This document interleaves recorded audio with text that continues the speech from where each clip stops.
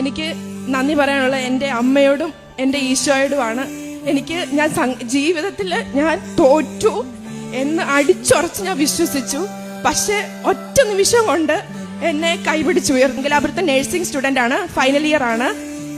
അന്നതിൻ്റെ കാര്യം, എനിക്ക് first year second year full supply അടിച്ചൊരു വ്യക്തിയായിരുന്നു. അതുപോലെ തന്നെ തേർഡ് ഇയറിന്റെ എക്സാമും ഉണ്ടായിരുന്നു. എല്ലാം കൊണ്ടും മാനസികമായിട്ടും തളർന്നു. പഠിക്കാനും പറ്റുന്നില്ല, എന്ത് ചെയ്യും എന്നുള്ള രീതിയായി. സപ്ലി വന്നു, ഒന്നും കിട്ടിയില്ല, പോയി. എനിക്ക് വാശിയായി, എനിക്ക് ഇവിടെ വന്ന് അമ്മയുടെ മുന്നിൽ നിന്ന് എനിക്ക് ഉടമ്പടി എടുക്കണം എന്ന്.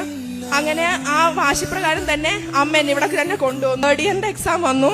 തേർഡ് ഇയറിന്റെ എക്സാം വന്നപ്പോഴത്തേക്കും ഫസ്റ്റ് ഇയർ തന്നെ 5 വിഷയമുണ്ട്, സെക്കൻഡ് ഇയർ 5 വിഷയമുണ്ട്, തേർഡ് ഇയർ 4 വിഷയമുണ്ട്.